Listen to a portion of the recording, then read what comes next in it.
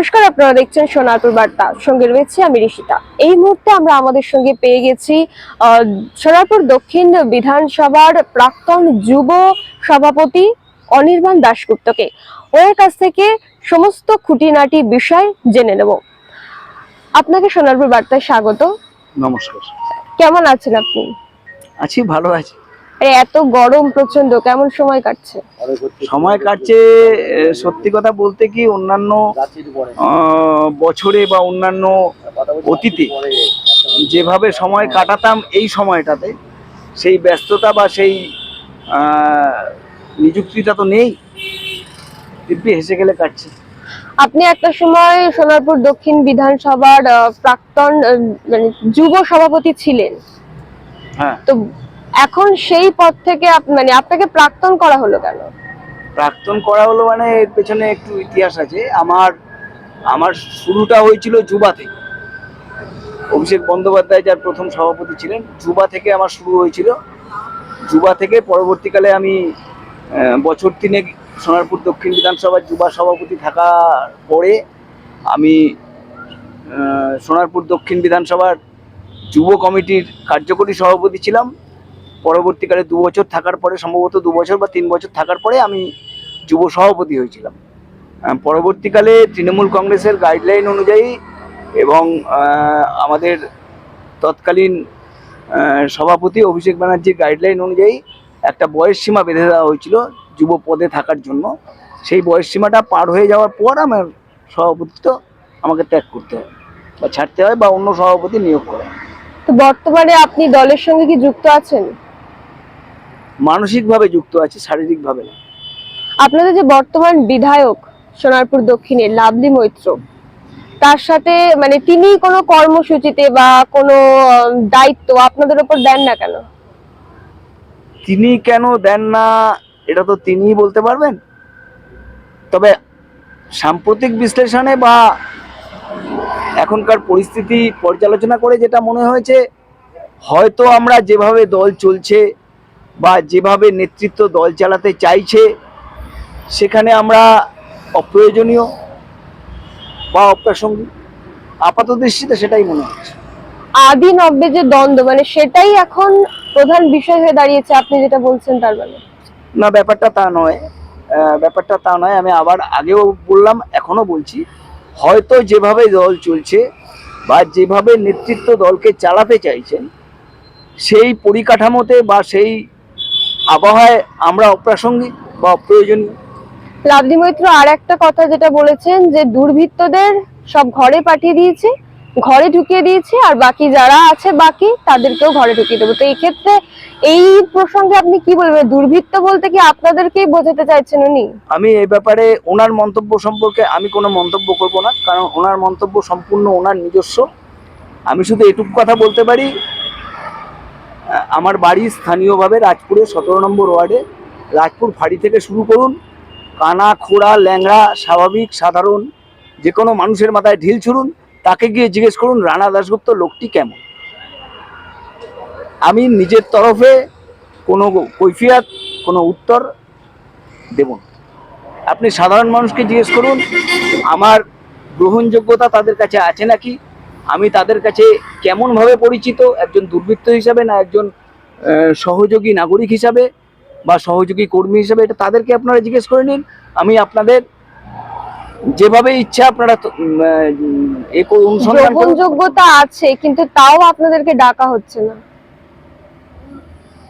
কি বলতে চান এটা নিয়ে?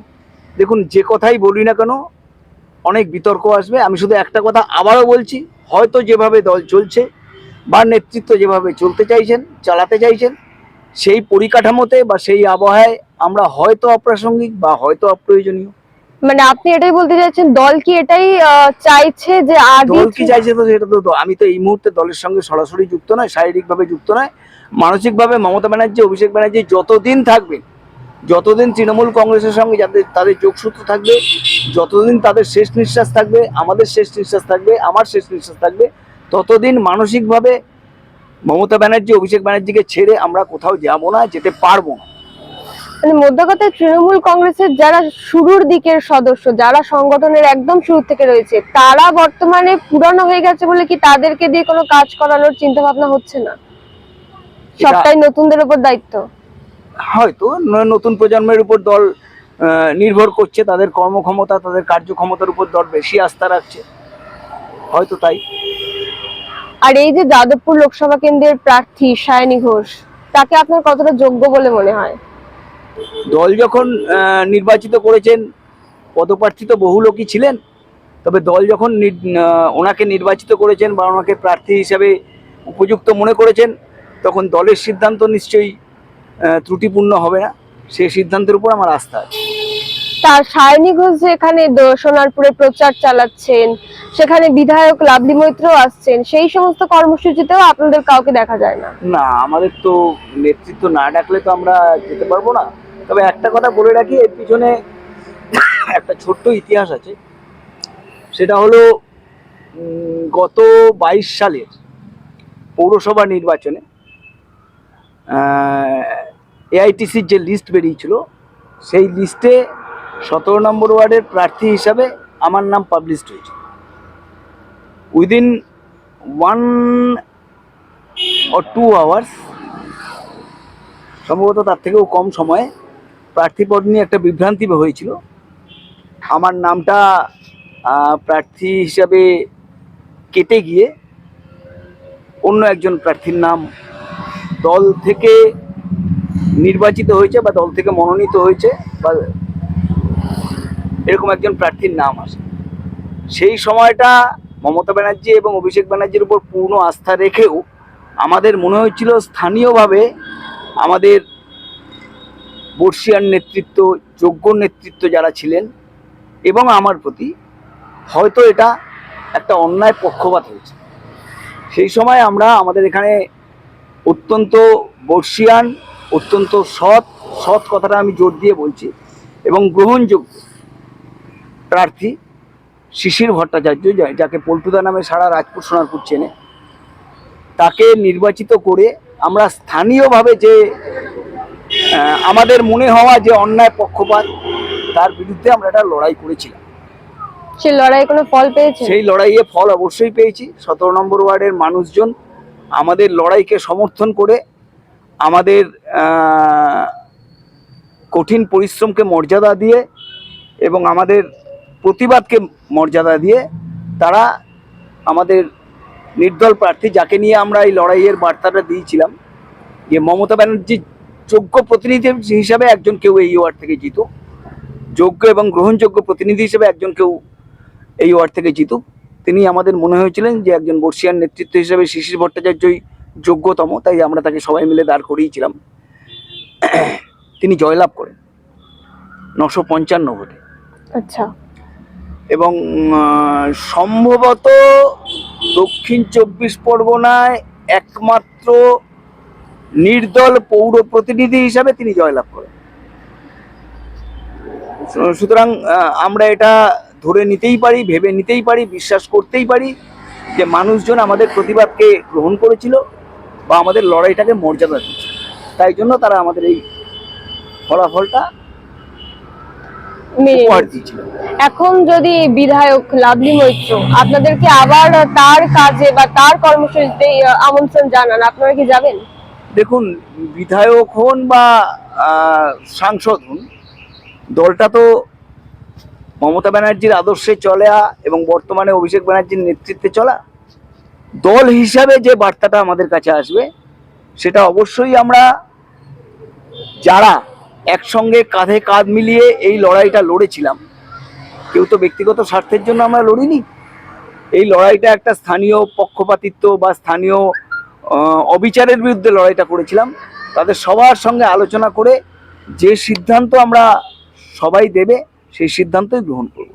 তবে প্রথমে, মাঝখানে, শেষে একটা কথাই বলে রাখি, আমরা তৃণমূল ছিলাম, তৃণমূল আছি, তৃণমূল থাকবে।